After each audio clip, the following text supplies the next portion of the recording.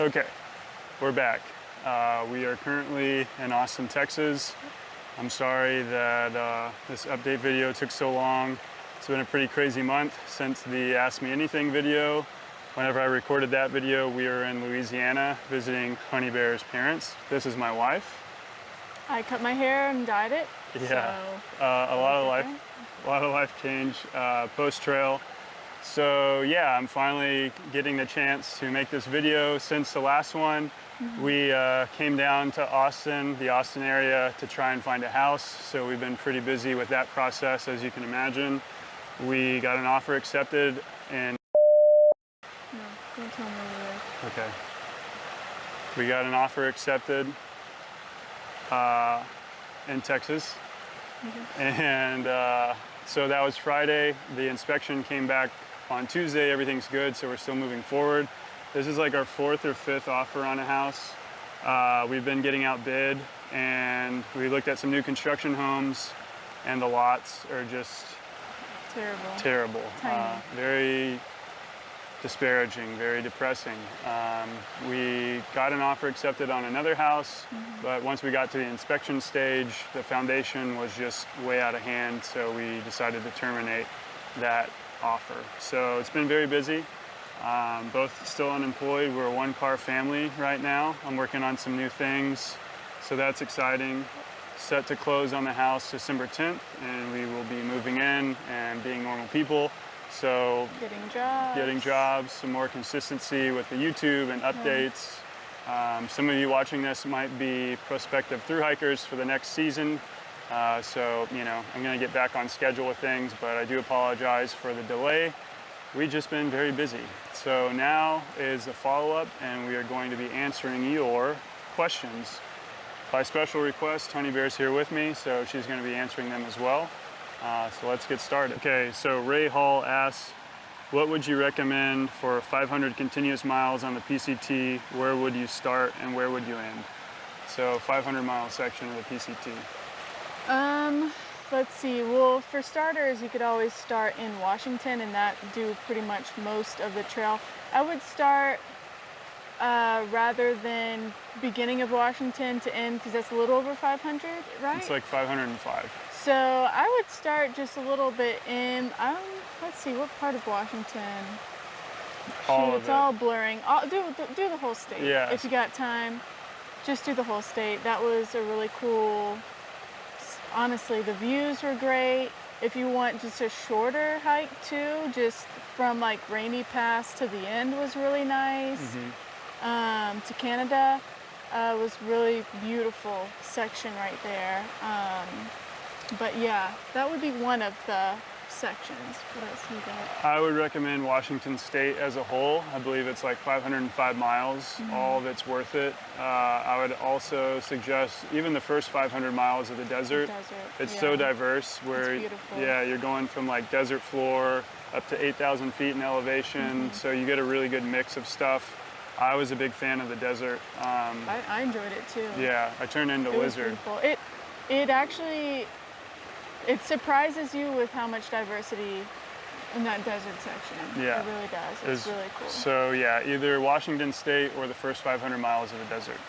Michael Young asks, how did the Amigo bidet work? Did you try other bidets before deciding on this one? So I actually ditched the bidet. Unfortunately, I hadn't had experience using the bidet previously. And since we started in the desert, I didn't know what the water consumption was going to be like. So I sent it home. Looking back, I mean, I should have just held on to it. I don't even really remember when I mailed it. I mean, it's like this big. So unfortunately, I didn't have a lot of experience with it, so I can't answer the question.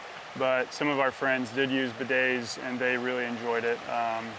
So I think any route Maybe you go. practice before you go. At least just squirt in your butt, you know. You don't have to poop, but at least practice aiming, I would say. I was a little weary of the experience and not getting water on my shorts. But my friends that used it assured me that that wasn't a concern for them. What was the most challenging part or situation of the PCT for you? I'll let you start. I just hated North Cal. Mostly I think my mental wasn't in it. It started off with thunderstorms every day for like 2 weeks, and that really took a toll on me. But other than that, it was, I mean, we'll probably agree on the same thing. It was the most challenging, wasn't just going around a fire. That was actually not so bad. It was dealing with the smoke. And I've got asthma, and that kind of just sucked. So yeah, just the smoke and how suffocating you just felt all the time. Just was a miserable experience for those areas. And we really were in smoke pretty much all of North Cal, and then even into Oregon there was smoke. And I think it finally cleared out for the most part around Washington. Yeah, So I would agree. Definitely the smoke and the wildfires in general was the most mentally challenging part for me. We're both from the South, so we're not used to anything like that.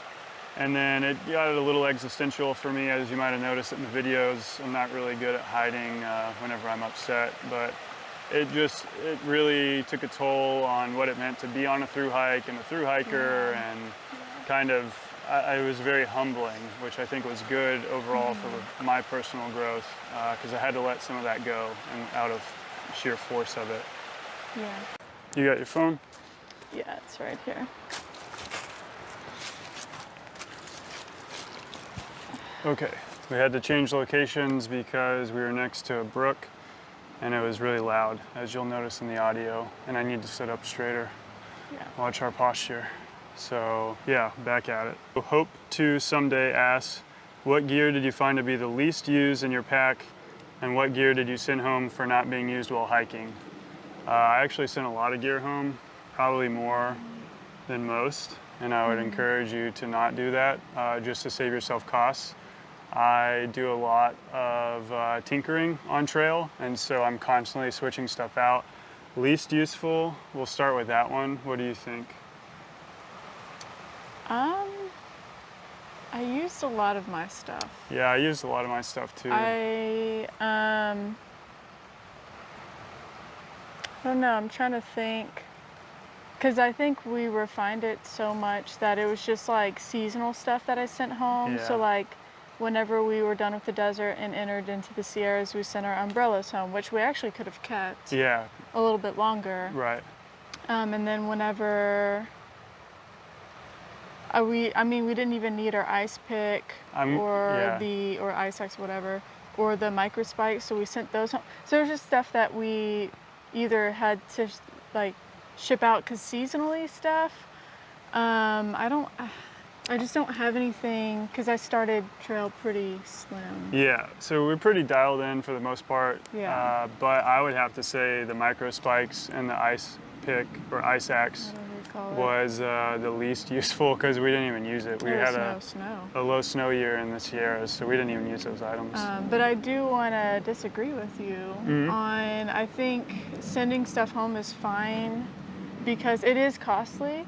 But whenever you're beginning, especially, I sent a lot of stuff home on the AT. Yeah, Just true. because you're like, refining what your gear is. So I think there's no problem with sending stuff home, especially as you kind of get used to the trail and all that stuff. But yeah, Yeah. it just costs. Right. So what was the second part? Hang on, I'm sorry. Apologies. What do I go to? You That, gotta- subscriptions. Dang, I gotta bring it all the way up again. That's why I said you had to write this stuff down. Oh Drew. my gosh. It's gonna be a problem. Okay, so that kind of answered the question. We Yeah. sent a lot of different stuff home, and the least useful for me was the snow and ice gear.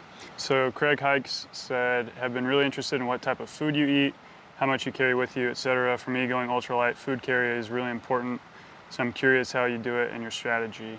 So I actually did a cold soaking backpacking food video that you can find on the channel. I'll link it in this video.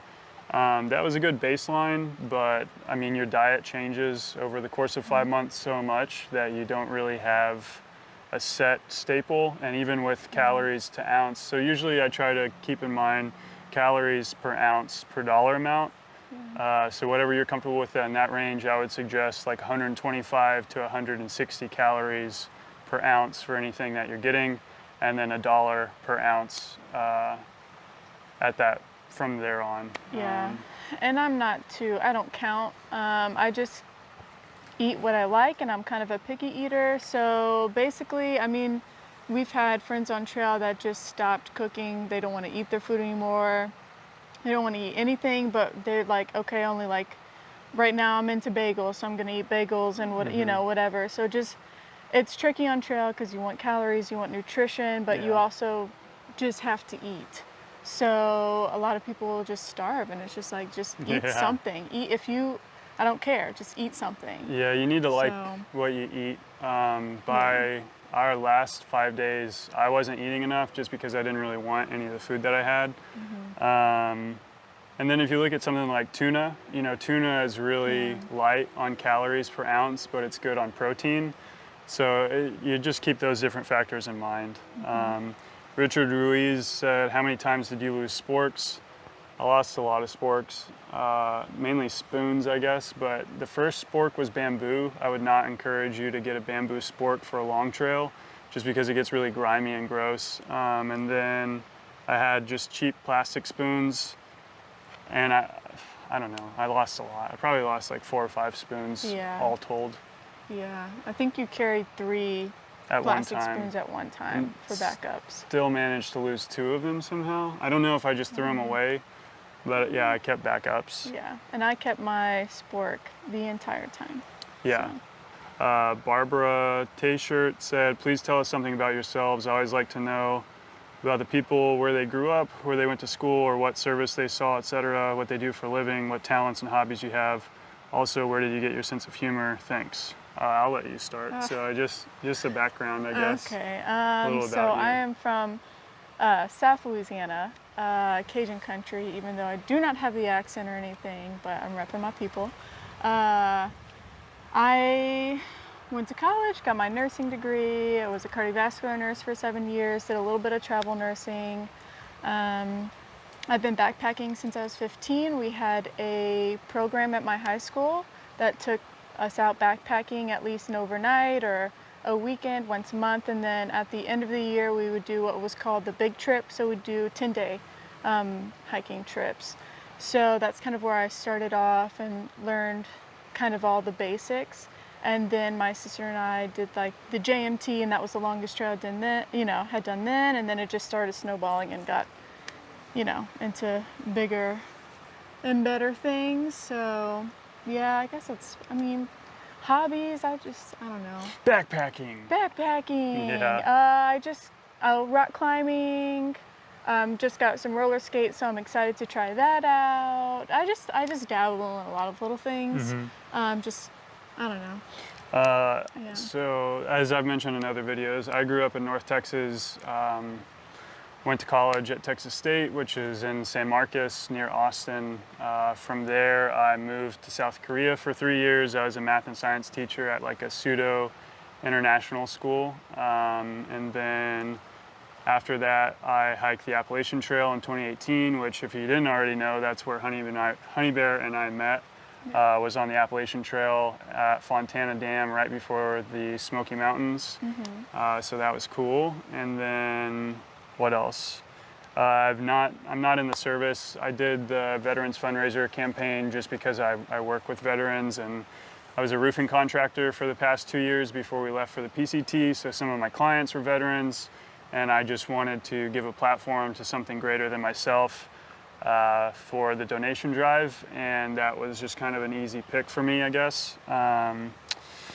So talents, I don't know. I don't know if I'm really talented, to be Yeah, honest. I would Very average at everything I Yeah. try. I guess my talent is blind ambition, and just if I want to do something, I go and do it.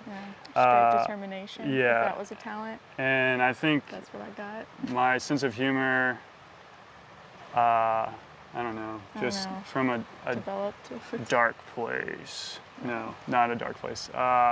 Just over time, I guess. I mean, life's hard and you gotta smile about it. Sometimes I complain about it though, so I don't know that I'm always Most funny. times. Kendall Sue asked, "Are White Claws ultralight?" I think Kendall. they're, I'll look up the calories to ounce and put them down here, but I think they stop being ultralight whenever you carry 6 of them in your backpack at a time, which is what I did for the Aqueduct. Aqueduct, yeah. So MC asks, what are the odds of getting a permit when applying? Unfortunately, we're doing this the day after permits were released, so I'm really sorry about that. Feel like it's best 50-50. I would say it's always 50-50, but I also think that they went pretty quick this year.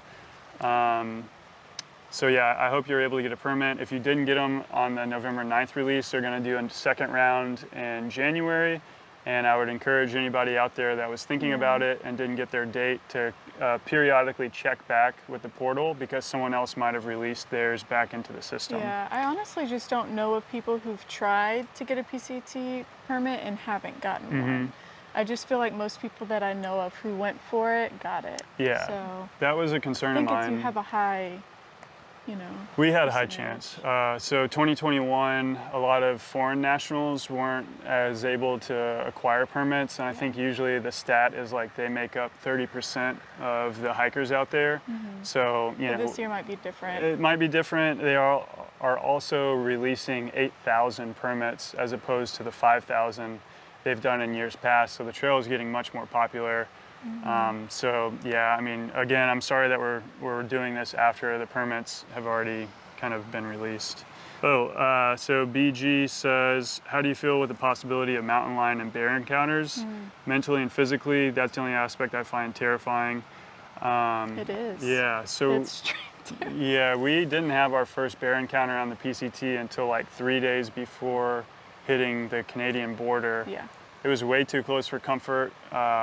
It's a mama bear and cub. Yeah. Both times. Yeah, so 2 sets back to back within, yeah, it was Within really like nerve-wracking. just 30 minutes of each other. Yeah, we were talking and then walked up. I saw something off the side of the trail moving. I thought it was a person, but thought it odd based on where they were. And then I realized it was a cub, and she was in front of me, and I just started saying cub, cub, cub. And then about that time, the mama bear like walked It was in like front. right next to me. Yeah, So I backed up really we quickly. just started and then- backing up.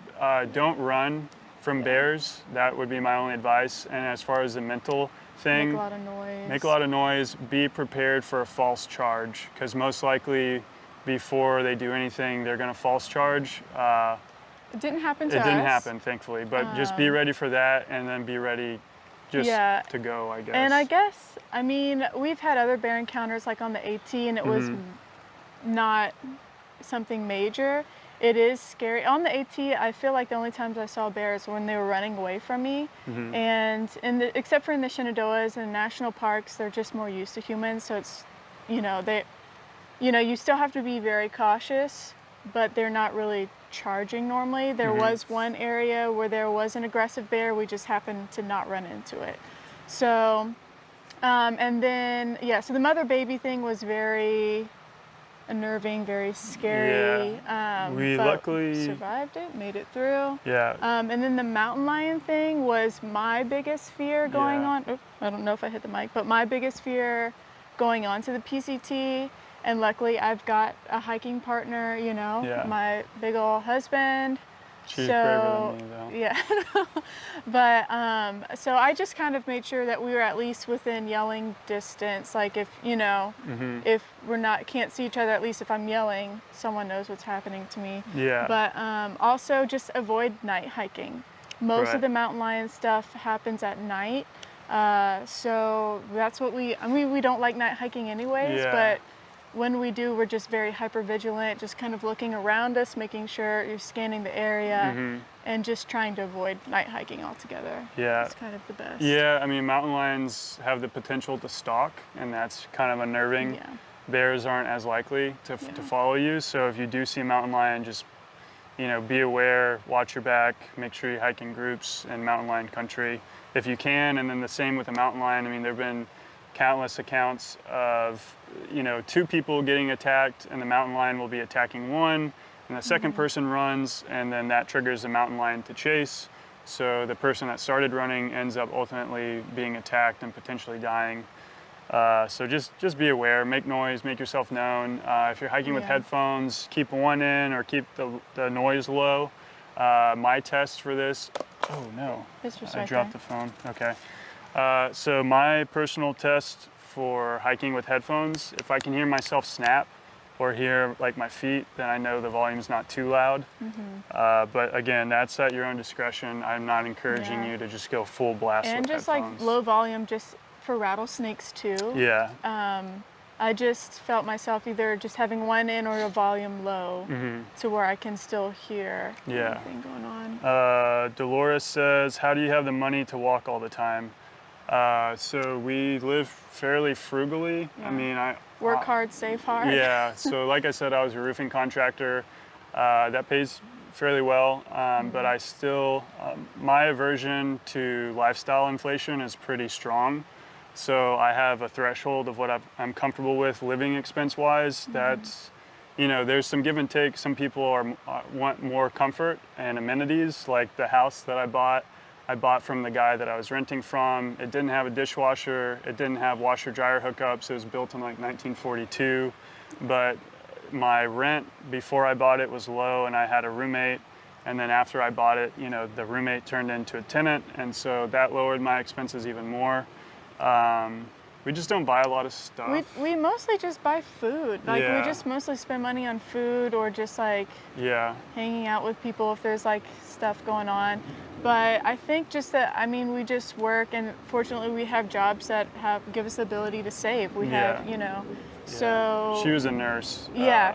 So we had good jobs. good job. Yeah, just we're fortunate with that. Pretty Yeah. much. So And- I would describe us as like in between weekend warriors and hiker trash, whereas like our weekend is more, you know, 5 to 6 months, like with the Appalachian Trail, and now the PCT, as opposed to a lot of small 2-week trips.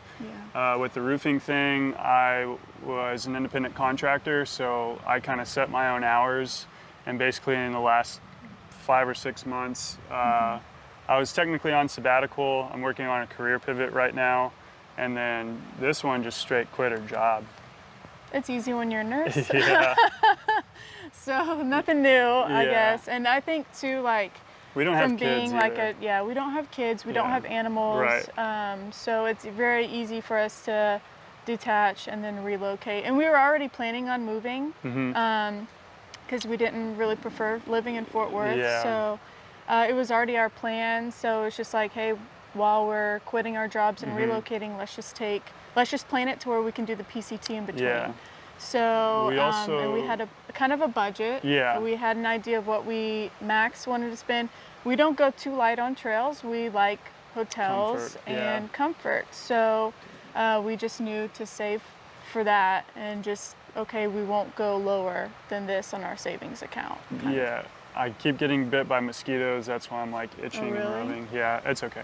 We'll keep it going for the people. But we sold my house, our house, I guess. We got married in February. We got married in Sedona. I'll attach some photos. Beautiful wedding.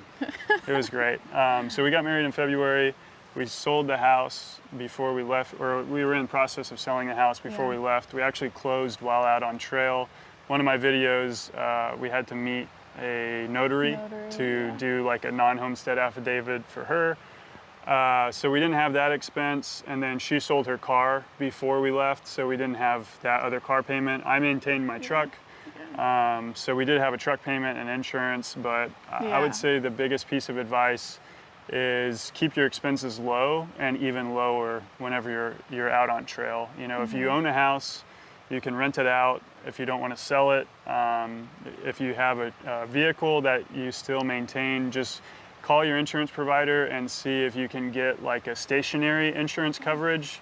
It's a little bit different, a little bit cheaper policy than if you're driving it every day.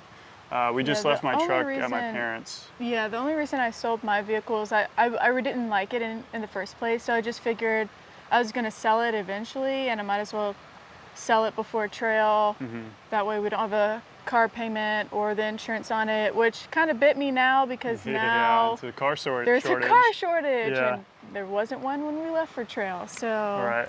kind of unfortunate that way, but. So Linda West said, if you had one bag quilt to take on the PCT, what degree rating did you use? For example, 20 degree. If it wasn't warm enough, what rating would you recommend? I know men sleep warmer generally, so Honey Bear would be more than welcome to chime in. So I'll actually let you start since you had a little bit Yeah, beefier kit than I me. do sleep a lot, like I get cold at night. I went with the 2022, what is it? 22 degree Katabatic. Katabatic. Yeah. It was fine, but fortunately we didn't have a lot of cold nights. Mm-hmm. And there were nights that our water froze and I was cold. So I think the quilts are great. I like the quilts, but I think I do like the sleeping bag performance a little bit better than the quilt because it keeps you warmer. Everything is covered, everything's insulated. And there's a point where my Thermarest wasn't warm enough at, a certain point. So it would have been nice to have just the insulation of down underneath me. But yeah, that was mainly, at a certain point, I just got another layer, because it was mostly my legs and my feet that were cold. Should have gotten some down booties, and then I wish I would have gotten, well, which I did get at the end of the trail, just honestly, just a layer, an extra layer for my bottoms. Because if you think about it, on your top you have, oh, I'm sorry, I'm hitting the mic, That's but okay. on your top you have like your smart wool or silk, whatever you're wearing, you've got that layer, then you can wear your fleece, then you can wear your puffy on top. But on your bottom, I was just wearing like my smart wool and then socks. So it was always colder on that end, and sometimes I would have to take my puffy off and wrap it around my, bottom just to keep that warm. So eventually we were in the store, it was Washington, it was getting colder, and I was just like, you know what, I'm just gonna get an extra layer. Just went and got some sweatpants just to put that on it, but it made a huge difference. And I just feel like if I'm sleeping in it, it's not gonna get wet. All that stuff is gonna stay dry at all costs. So just whatever extra layer on the bottoms, and I think really that was like a pretty key point. But yeah, I think I would definitely go 20 or, warmer. I had a 5 degree in the AT, but that was pretty overkill because it just took up so much space in my pack. It was nice whenever we were in Maine and it was like 30 degrees, snowing and all that. I was never cold, but I think I would have survived on like a 15 or 20 sleeping bag. So I think it just kind of depends. You just kind of learn, just test it out, but I wouldn't go anything warmer just because I'm a cold sleeper than 20. 30, I would just freeze. Yeah. So. I use the 30-degree Flex from Katabatic. I thought it was perfect for me. I tend to sleep a bit warmer.